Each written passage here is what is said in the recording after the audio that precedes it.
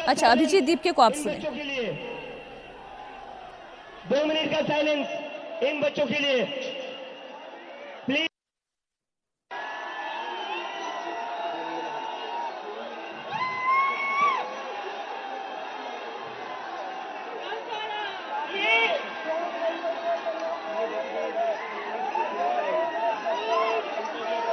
लेकिन नहीं भाई यार,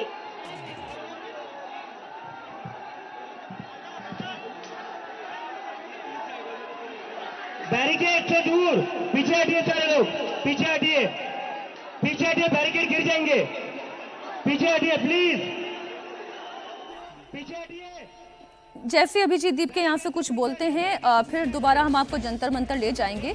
लेकिन एक जो बड़े डर की हम देवेंद्र बात कर रहे थे, डर क्या सरकार को इस बात का भी था कि इस जंतर मंतर वाले आंदोलन के सहारे किसान आंदोलन उग्राहा ग्रुप, अच्छा सौरभ दास जो कह रहे हैं वो भी आप सुनिए। संविधान जीता है, युवा जीते हैं, ये देश जीता है।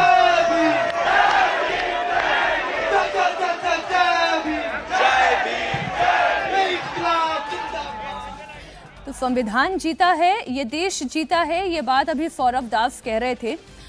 देवेंद्र, मैं अपने प्रश्न को फिर से गूंथते हुए आपके पास आती हूँ कि ये क्या सरकार का एक डर ये भी था कि जंतर मंतर के इस प्रदर्शन और आंदोलन के सहारे कहीं ऐसा ना हो कि किसान आंदोलन उग्राहा गुट जो कह रहा था कि हम भी अब जुड़ने वाले हैं, जो शाहीन बाग वाला जैसा एक तंत्र खड़ा हुआ था, सीएए प्रोटेस्ट शुरू हुआ था, कहीं वो प्रोटेस्ट करने वाले लोग कहीं इस आंदोलन के सहारे फिर से एक्टिव ना हो जाएं? क्या सरकार को इस बात की भी चिंता थी कि ये ब्लैकमेलिंग की कोशिश सरकार के अब अगले लेवल पर हो सकती है?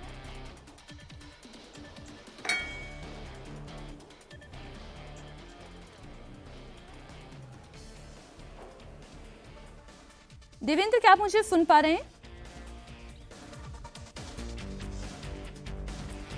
मैं दोबारा अपने सहयोगी के पास जाऊंगी। अब ये जो विजय जी हुआ है, शिक्षा मंत्री का इस्तीफा, आखिरकार ये इस्तीफा हुआ है। अब आप इससे कहें कि इन छात्रों के दबाव के वजह से हुआ है, इस्तीफा तो देना पड़ा है, सरकार को झुकना पड़ा है। झुकने जैसी बात नहीं करता, लेकिन सरकार दबाव में तो आई।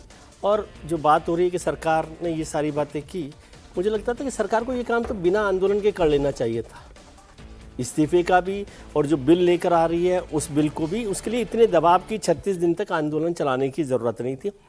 और ये सरकारों की जो आदत होती है कि नहीं हम देखेंगे, हमसे बड़ा तो कोई है नहीं, हम आंदोलन को ख़त्म कर देंगे।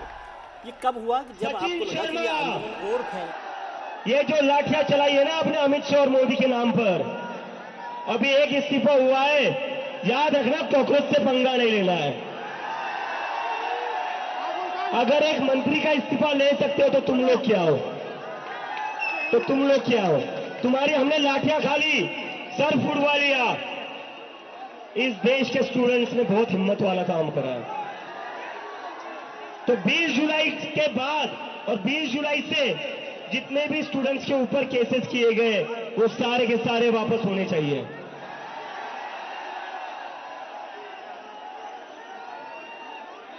And to the people of India, to भैया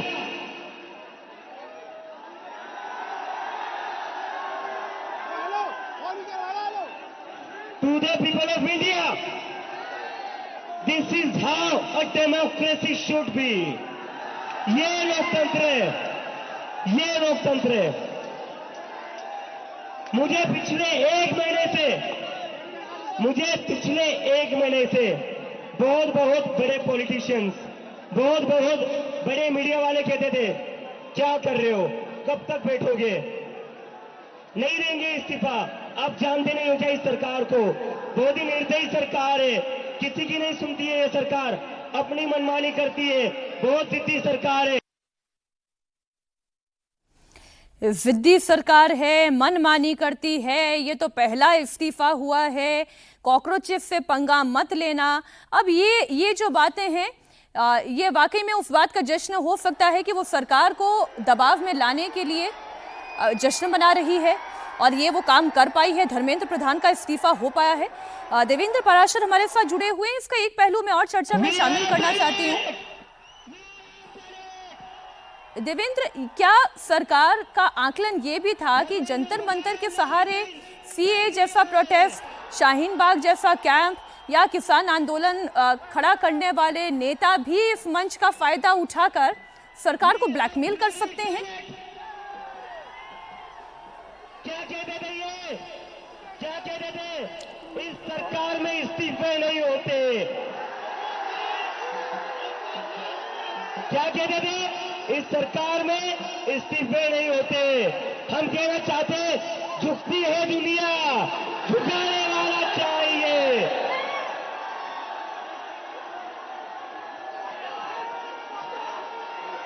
Vaishnavi, give me the names of all the NEET वाले बच्चों का बैनर लो।